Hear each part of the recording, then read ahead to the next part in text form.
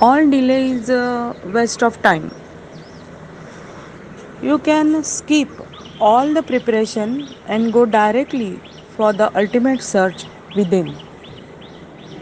निसर्गदत्त महाराज. काय ना, त्यांचं जणू काही हे वरदानच आहे बघा. वरदानाचंच वाक्य आहे. खरं तर हे सर्व संत, आत्मज्ञानी, सत्पुरुष, आत्मसाक्षात्कारी सत्पुरुष या सर्वांचा एक एक शब्द असाच असतो, वरदानच असतो तो. कारण त्यांचं परमतत्व त्यांनी जाणलेलं असतं आणि त्या परमतत्व जाणलेल्या अभंग अवस्थेत, अखंड अवस्थेत असतात ते देह सोडेपर्यंत. हे त्यांची चरित्र वाचली ना की कळतं. आणि मग ते असं कसं म्हणू शकतात ते कळतं, जे आज त्यांनी म्हटलंय की all delay is a waste of time. तेच म्हणू शकतात कारण ते फायनल डेस्टिनेशनला पोचलेले आहेत त्यांच्या देहात असतानाच. आणि तो मार्ग आपल्याला जेव्हा आपण त्यांना विचारतोय, त्यांना फॉलो करतोय, आपल्याला त्यांना अनुकरण करावंसं वाटतंय, त्यांनी कसं आत्मानुसंधान, आत्म्याशी अनुसंधान ठेवतच देहाशी अनुसंधान ठेवलं, हा आपल्याला प्रश्न पडलाय. जे मी कोण आहे या मार्गात आहेत शोधात, त्यांना हा प्रश्न पडतो की बाह्य मी तर आम्हाला माहिती आहे, आम्हाला कळलं आहे. आणि आम्हाला नाही कळला तरी कोणीतरी आम्हाला आठवून देईल की तू आई आहेस, वडील आहेस, माणूस आहेस, लहान आहेस, मोठा आहेस. आणि ज्यांना हे आठवत नाही, कळत नाही, त्यांना मेंटल म्हणतात किंवा मूर्ख म्हणतात. तसं नाही आहे आपण. आपल्याला बाह्य मी माहिती आहे, आपण कोण आहोत, या देहाला काय म्हणतात, या देहाची आयडेंटिटी काय. या अंतरातल्या मीशी सतत स्टे ट्यून, स्टे कनेक्टेड कसं राहायचं, कसं राहू शकतात, हा आपला प्रश्न आहे. किंवा हे आपण त्यांच्याकडनं शिक्षण घेतोय. सर्व संतांकडून हे शिक्षण मिळू शकतं. सर्व संत नाव आणि फॉर्ममध्ये बदल आहे, बाकी ते अंतर्बाह्य परमेश्वर स्वरूपच आहेत, जे आपल्याला प्युरिटी शिकवतात, आपल्यातली रियालिटी काय आहे ती सांगतात. आणि त्याच वेळेला बाहेरही आपल्याला जगायचं आहे देह प्रारब्धावर सोडून. देह प्रारब्धावर सोडणं म्हणजे काय, ते जणू काही ते ह्या शब्दाचा अर्थ काय आहे, ह्या वाक्याचा अर्थ काय. देह प्रारब्धावर सोडणे. आपण म्हणू आपल्यासारखे सामान्य, माझ्यासारखा सामान्य माणूस म्हणेल, अहो आम्ही प्रारब्धावरच सोडलाय, काय करणार, आम्ही किती चांगलं वागलो तरी काही वेळा चांगले रिझल्ट्स येत नाहीत, खूप प्रयत्न केले तरी, आणि काही वेळा अचानक काहीतरी चांगलं होऊन जातं ज्यात आम्ही इमॅजिन पण केलं नाही. अहो प्रारब्ध आहे हे आम्हाला नक्की माहिती आहे. मग इथपर्यंत आपली तयारी झालेली आहे की आयुष्यात जे चांगले वाईट प्रसंग आले त्यामुळे आपल्याला शुअर कळलेलं आहे की नशीब नावाची काही चीज आहे, प्रारब्ध नावाची काही चीज आहे की ती असे काहीतरी वेगळेच अनुभव देत असते, चांगल्या वाईट घटनांचे, ज्याचा आपला काही हात नाही. अचानक चांगलं पण होतं, अचानक चुकीचं वाईट पण होतं आपल्या बाबतीत, की आपण आश्चर्यचकित होतो. अगदी चांगलं झालं तरी आपण त्याला सुखद धक्का म्हणतो, धक्काच बसतो तो. आणि वाईट झालं तर दुःखद घटना, दुःखद प्रसंग, म्हणजे धक्का आहेच बघा. म्हणजे प्रारब्ध आणि ते जगणं प्राप्त हे सगळं आपल्याला माहिती आहे. आणि तरीही ज्यांना असा प्रश्न पडलाय की ह्या प्रारब्धाबरोबर चालतानाच देह प्रारब्धावर सोडणे म्हणजे काय, आणि ज्यांना प्रश्न पडलाय की मी कोण आहे नक्की, हे किती जन्म मी करत राहायचं आहे, हे उद्वेगातनं, दुःखातनं हा प्रश्न येईल किंवा सुखातनं पण येईल. जास्त करून दुःखातनं हा प्रश्न येतो की हे काय चाललंय. पण अतिसुखासीनता आली तरीही असं वाटू शकतं. तर असे लोक जे त्यांच्याकडे फॉलोअर्स होते, बहुतेक विदेशी नागरिक जास्त होते, काही आपले भारतीय पण होते, जास्त भरणा संख्या विदेशी नागरिकांचा होता असं त्यांच्या चरित्रावरनं वाचन केलं की कळतं. एनीहाऊ, त्यांच्या सगळ्यांमुळे आज आपल्याला त्यांची प्रवचनं जणू काही लाईव्ह ते समोरून सांगतायत असा अनुभव येतो. आणि आज तर अक्षरशः त्यांचं वरदानच आहे. जसं व्यवहारात, आपण ह्याचं व्यवहारात उदाहरण घेऊ. आपण व्यवहारात म्हणतो की अमुक तमुक ठिकाणी मी पत्ता शोधत गेलो, पण मला काही कळलंच नाही, ते ठिकाण सापडलंच नाही, ते शॉप सापडलंच नाही, ते मंदिर सापडलंच नाही. मी खूप ठिकाणी विचारलं, पण मी चुकीच्या रस्त्याला गेलो होतो, त्यामुळे त्या एरियात ते कोणाला माहीतच नव्हतं, ती बिल्डिंग किंवा ती शॉप किंवा ते जे काही मला हवं होतं, डेस्टिनेशन, जे काही माझा उद्देश होता सापडवायचा, फाइंड आउट करायचं, ते सापडलं नाही. आणि मग आपण असं कोणाशी तरी डिस्कस करताना कोणीतरी त्यातलं नॉलेजेबल पर्सन असतं, ज्याला तिथं जाऊन आलेल्याचा त्या मंदिरात किंवा त्या शॉपमध्ये अनुभव असतो, असा आपल्याला सापडतो, भेटतो. आणि तो म्हणतो, हत्तीच्या, मी सांगतो तुला, हे बघ, असा असा जा, सीधा तू असं कुठेही वळू नकोस, सीधा जा आणि असं असं डावीकडे लेफ्ट टर्न घे आणि मग राईट टर्न घे आणि परत सरळ जा, बघ तुला त्या डेड एंडला, त्या रस्त्याच्या शेवटी तुला ते सापडेल. तुला बाहेरून कळणार नाही. कदाचित कोणाला विचारलं तर माहिती पण नाही आहे ते फार, पण आहे ते तिकडे. मी जाऊन आलो आहे, आय नो. मी तुला खात्रीशीर सांगतो, गॅरंटीनी सांगतो, जा तू, तुला सापडेल. इतका साधा सरळ पत्ता देऊन टाकतात की आपण डोक्यालाच हात लावतो, अरे बापरे, अहो मी 1-2 तास उन्हातानाचा फिरलो, मला काही सापडलं नाही.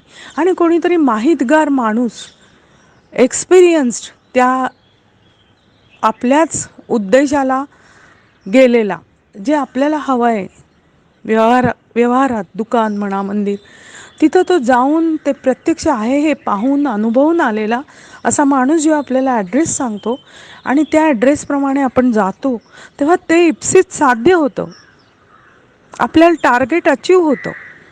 अगदी तसंच आहे आज निसर्गदत्त महाराज आपल्याला तेच सांगतायत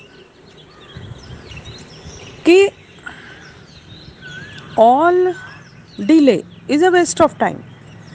सगुण साकार भक्तीचा वेस्ट ऑफ टाईम आहे, म्हणजे करू नका असं नाही, असं कुठलेही संत म्हणाले नाहीत. त्यामुळे आपला गैरसमज नसावा, मिसअंडरस्टँडिंग नसावं. सर्व सगुण साकार साधना या बेस आहेत, त्या करायलाच हव्यात, त्यांनीच तुमचा बेस तयार होईल. किंबहुना निसर्गदत्त महाराजांकडे पण असे 2 ग्रुप होते. एक सगुण साकार साधना करणाऱ्यांना ते एकनाथी भागवत सांगत असत,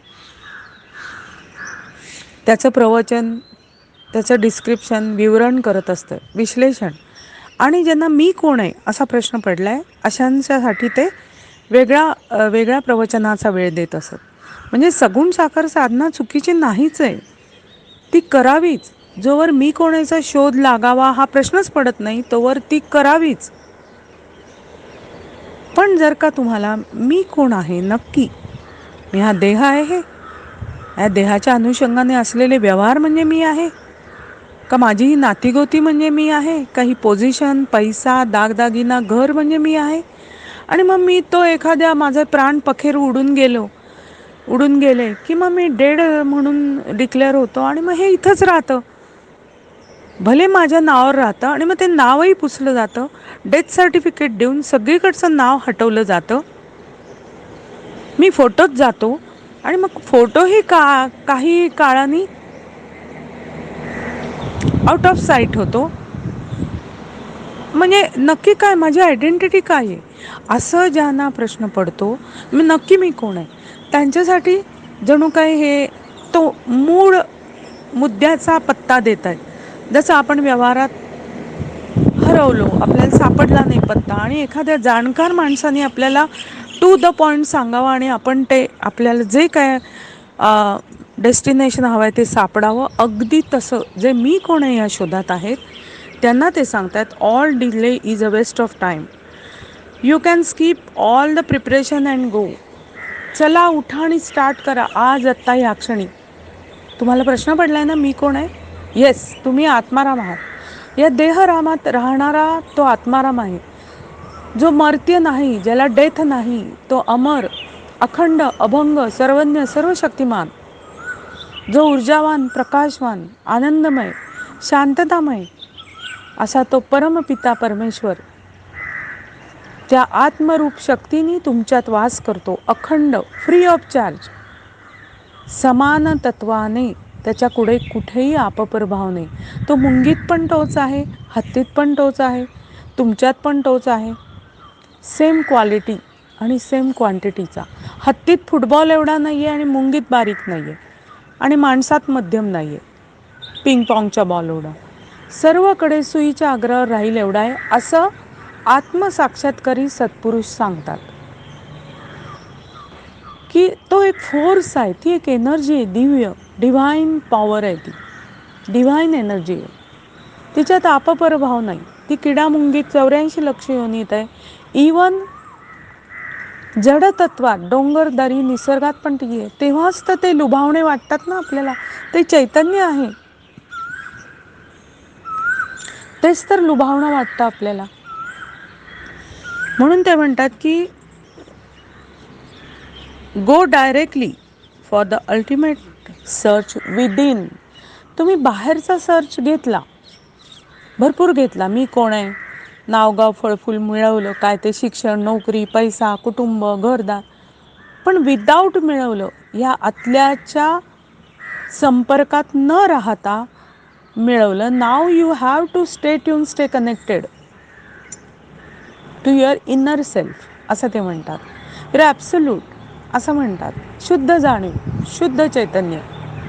का शुद्ध, त्यांचेही शब्द आहेत, कारण ह्याला कुठलीही अशुद्धता बाध्य होत नाही, बाधक होत नाही, करप्ट करत नाही, खराब करत नाही. ते अखंड तत्व आहे, शुद्ध तत्व आहे, पवित्र तत्व आहे. म्हणून तुम्हाला प्रश्न पडलाय ना, हे कोण आहे मी. जसं आपल्याला तो ॲड्रेस सापडत नाही आणि एखादा माहितगार मनुष्य सापडला की आपल्याला तो इझिली ॲड्रेस सापडतो, अगदी तसंच आहे. नक्की मी कोण आहे असा प्रश्न पडलेला ना, ते 100% सांगतात की चला उठा, डोंट वेस्ट युअर टाईम आणि म्हणायला लागा, मी कोण आहे. मी तो प्रत्यक्ष परमेश्वर आहे. परमेश्वर जे काही आहे ते मीच आहे. अहो, सर्व संत हेच सांगतात, वेगवेगळ्या भाषेत सांगतात, वेगवेगळी उदाहरणं देऊन सांगतात.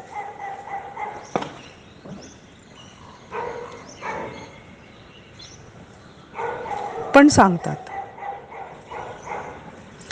जेणेकरून आपल्याला तेच सांगतात. निसर्गदत्त महाराज सुद्धा तेच सांगतात. प्रॅक्टिसनी आपल्याला ते रिअलाइज व्हावं, ते ऐकून आपला विश्वास बसावा. विश्वास तर आहे आपला त्यांच्यावर, तेव्हाच आपण त्यांना फॉलो करतो. ते रियालिटीमध्ये उतरावं, आपल्याला कळावं. म्हणून ते म्हणतात सुरू करा, आज आत्ता या क्षणापासून सुरू करा. तुम्हीच ते आहात. परमेश्वर जे काही आहे तेच मी आहे. हा देह म्हणजे मी नाही, हे शरीर म्हणजे मी नाही, ते परमतत्व मी आहे. काही वेस्ट ऑफ टाईम करू नका. बाह्य तुमच्या उपासना साधना चालू राहू दे, कारण त्या कुटुंबासाठी, समाजासाठी करत असाल, पूजापाठ, व्रतवैकल्य, घरातल्या पुढच्या पिढ्यांना, लहान मुलांना संस्कार करावे, कारण एक समाज बंधन आहे आपल्याला, व्यवहाराचं बंधन आहे. आपण आपल्या कुटुंबात राहतो, कुटुंबाचं बंधन आहे. कुटुंब आपल्या समाजात राहतं, समाज व्यवहारात आहे, व्यवहार जगात चालतो. हे सगळं चालू दे कडेकडेनी, बाह्य सर्व उपासना चालू देत. इवन निसर्गदत्त महाराज सुद्धा 3 त्रिकाळ आरत्या करायचे आपल्या गुरूंची. त्यांच्याकडे मोठे मोठे फोटो होते. ते आपल्या गुरूंच्या समाधीवर, बाणगंगा स्मशानभूमीवर, सिद्धरामेश्वर महाराज त्यांचे गुरु, त्यांच्या समाधीवर दर्शनाला जायचे. म्हणजे त्यांनी बाह्यात काही सोडलं नव्हतं, कारण ते करणंच भाग आहे, कारण आपण व्यवहारात आहोत. पण म्हणून अंतस्थ स्थिती त्यांची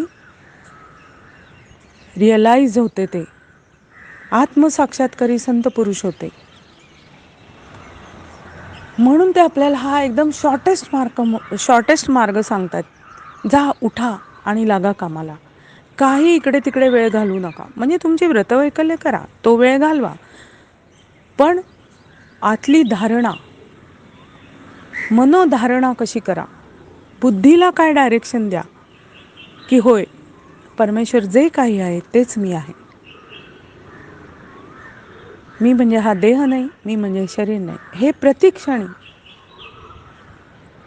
लक्षात राहू दे. ही 24 तासाची साधना आहे. निर्गुण निराकार अद्वैत साधना ही प्रत्येक क्षणी असते. ती अशी संपत नाही मरेपर्यंत. ते रिअलाइज झाले ना संतपुरुष की ते देह सोडेपर्यंत असतात. ते कंटिन्युअस असतं, कंटिन्युटी ब्रेक होत नाही. तीच कशी नाही ब्रेक करायची ते आपल्याला शिकवत आहेत. रोजच शिकवतात. आपण रोज त्यांच्या प्रवचनाला फॉलो करतो, आपण मनन चिंतन करतो, समजून घ्यायचा प्रयत्न करतो. जणू काही ते समोर बसून आपल्याला समजवत आहेत असंच वाटतं.